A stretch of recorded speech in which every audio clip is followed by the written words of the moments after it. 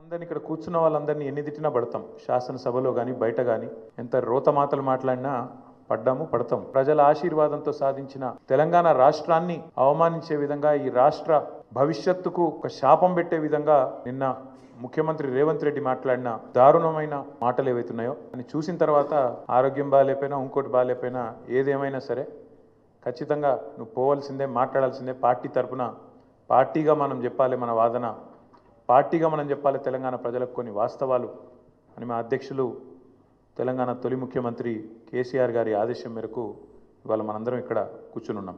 ఒక పనికిరాని దక్షత లేని పాలకుడు ఇంకొకరు లేరు ఈ దేశంలో అనేది మాత్రం తేలిపోయింది. అట్లాగే ఇంకోటి కూడా తేలిపోయింది. ఏవైతే వీళ్ళు ఒక 420 హామీలతో అభయ హస్తం అనే పేరు మీద ఇచ్చిన మేనిఫెస్టో, అందులో సబ్బండ వర్గాలకు కలిపి 420 హామీలు ఏవైతే ఇచ్చినరో, కాంగ్రెస్ మేనిఫెస్టో ఈ శతాబ్దపు అతిపెద్ద మోసం అనేది కూడా తేలిపోయింది.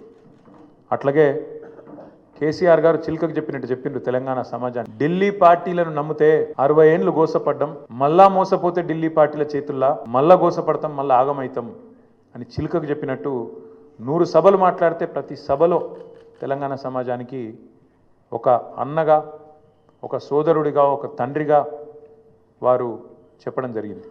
ఆనాడు ఎన్నికల నాడు కేసీఆర్ గారు చెప్పిన ప్రతి మాట, ఢిల్లీ పార్టీలను నమ్మితే ఆగమైతే తెలంగాణ అని చెప్పిన మాట అక్షర సత్యం అని చెప్పి ఇవాళ రుజువు అయింది.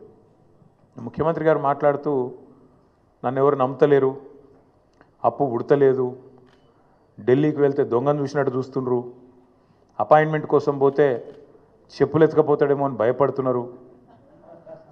నాకు తెలిసి అయితే నాకు దగ్గర 48-49 ఏళ్ళు ఉన్నాయి. నేను కూడా రాజకీయాలను ఒక 35 ఏళ్ళకి వెళ్ళి చిన్నప్పటి నుంచి పేపర్లు చదివే అలవాటు ఉంది, టీవీ చూసే అలవాటు ఉంది, రాజకీయ కుటుంబంలో పుట్టినా కాబట్టి దగ్గర నేను కూడా ఒక 10-15 మంది ముఖ్యమంత్రులు వాళ్ళ నడవడిక, వాళ్ళ మాట తీరు ఇవన్నీ చూసినాను. నాకు పక్కన చాలామంది విశేషమైన అనుభవం కలిగిన వాళ్ళు ఉన్నారు. కానీ బహుశా ఇంత దివాలా కోరు మాటలు మాత్రం బహుశా ఈ దేశ చరిత్రలనే ఏ రాజకీయ నాయకుడు కూడా మాట్లాడలేదు. ముఖ్యమంత్రి కాదు, ఏ రాజకీయ నాయకుడు కూడా మాట్లాడలేదు. ఒక్క మాటలో చెప్పాలంటే రేవంత్ రెడ్డి గారు నిన్న నాకు పరిపాలన చేత కాదు అని కాడి పడేసిండని చెప్పక తప్పదు. చాలా స్పష్టంగా కాడి వారేసి నాతో కాదు అని చేతులు ఎత్తేసిండు. ఇక అయిపోయింది, నాతో కాదని నిన్న స్పష్టంగా చెప్పిండు. కానీ వారితో పాటు ఈ రాష్ట్ర ప్రజలకు కొన్ని వాస్తవాలు చెప్పాలి కాబట్టి, మా బాధ్యత కాబట్టి చెప్పాలనుకుంటా ఉన్నాం. ఎక్కడ పోయినా దొంగలాగా చూస్తున్నారో అంటున్నాడు ముఖ్యమంత్రి. మరి దొంగలెక్క కాకపోతే ఎట్లా చూస్తారు? దొంగలెక్కనే చూస్తారు.